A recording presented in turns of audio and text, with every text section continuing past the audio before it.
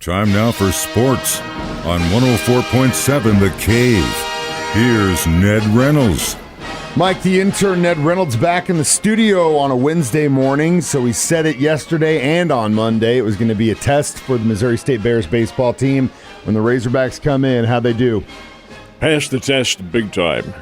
Missouri State came away with an 8-4 win over a team that is ranked in many polls 6th in America, in some of the other polls 7, and in some others 5. That's how much they vary. But it's a very good Arkansas baseball team that does happen to be compromised. They have some injuries, and like the Bears, it's a midweek game. It doesn't mean anything in the conference, but it does mean something in your national standing.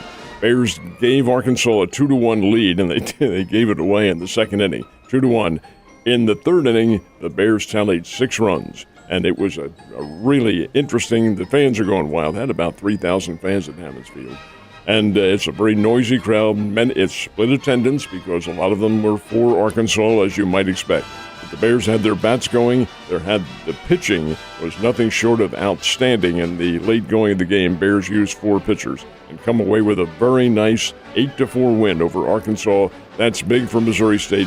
Certainly going to help their confidence. The Bears are home this weekend hosting Valparaiso. That is conference baseball, and that's really the important thing at this point. Hell yeah. Well, it's good to see them get a win against an opponent like that, no matter what the circumstances are. So Coach Prime says he expected a lot of his players to leave the program. Your thoughts on that, sir? Well, that's easy for him to say, but sure, he did. When he took the job back in January, Deion Sanders said, "I'm going here to Colorado. You guys were 1-11 last year, 1 win, 11 losses. We're going to do our best to put the best players out there. We may have to have some of them leave." Well, after the spring game that they had on Saturday, 18 Colorado players went into the transfer portal. That's a lot. Sanders said, "Not surprised. That's the way we had it designed." Well, since he took over, it was a squad of 51. Since he took over, 31 of those players have left. Now, there were 18 on Saturday, but there have been 31 overall. Well, that tells you that the whole scheme of things in Boulder, Colorado is a whole lot different from what it used to be. Is that good? Sanders said it is, because I'm getting my players in there, quote, unquote. Okay, we'll see. We'll see what happens. Colorado, of course, their drills are over, until the early part of August, when all college teams begin their fall drills, and they open the season in September against TCU in Fort Worth. That'll be a nice little challenge. Should be.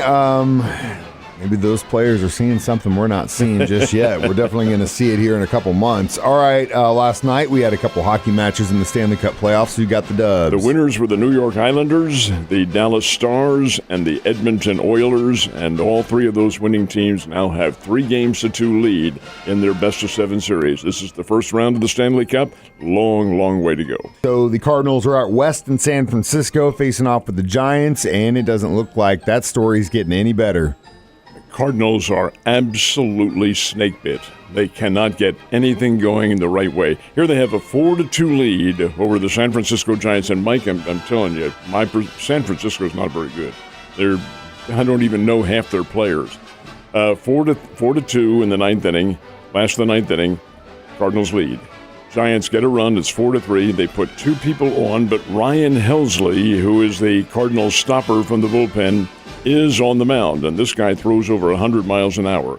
Well, he threw one to somebody named Blake Sable, who I've never heard of before. He's a Rule 5 pickup from the Pittsburgh Pirates, which means he was not on the Pirates roster back in January when the Rule 5 situation evolves. And he's only playing because a couple of their players are injured. It's a 2-run walk-off home run, his first career home run.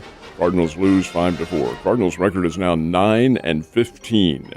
Don't fall too far behind, guys. Now, this is the era, I should say, of the playoffs and all that, and a lot of things can happen. But, again, you want to start getting some wins in here somewhere. They play again tonight in San Francisco and then again tomorrow afternoon. Not too good. You could probably say the same thing about the Kansas City Royals. Except that they won. Yeah, they seem to be, at least recently, the last week, getting a couple dubs to kind of correct the ship. But do you think this is something that we're going to start seeing more of? I really do think the team turns things around, maybe not to a championship level. They are 6 wins, 18 losses on the year. but they're capable. It's not a bad ball club. The Royals got the win over the Arizona Diamondbacks 5-4, held on in the ninth inning. Arizona gets the winning run on second base, the tying run on third, and the Royals were able to pitch out of it with the reliever Scott Barlow getting the final out. So a big win. Now the Springfield Cardinals got hammered over in Wichita. 12-3 was the final score. And you're saying, wait a minute. That's a game that Adam Wainwright pitched, and he did. Adam, a second rehab for the Cardinals. He allowed 3 runs and 7 hits over 4 innings, struck out 1 and walked 1. Now he was not in the ball game, of course, when the hammering took place by the Wichita Wind Surge. 12-3 was the final. Wichita wins it. But does Wainwright now earn a place in the Cardinals' rotation? This is against Double-A baseball now, and he gave up 3 runs and 7 hits. Well, we'll have to see what the Cardinals decide, but that was the case in Wichita last night. He didn't do so good the last time he had a rehab start last week with the Cardinals. So what do you think's going on with him? I don't know. He is 41 years old, and he certainly lost the velocity on his fastball, but he does have the big curve still going, and we'll just have to wait and see whether or not he develops. He's had that groin injury. He says he's recovering from that. That's why he has the rehab going on, but maybe that hasn't been the case. We'll just have to wait and see what the determination is. Those muscle injuries, specifically the groin, can really screw things up. When you're old. Yeah, trust me. It takes a long time to get back. All right, NBA winners last night in the playoffs. The NBA winners were the Atlanta Hawks, who stayed alive in their series with the Boston Celtics. Although the Celtics lead that best-of-7, 3-2, the Hawks got a clutch win.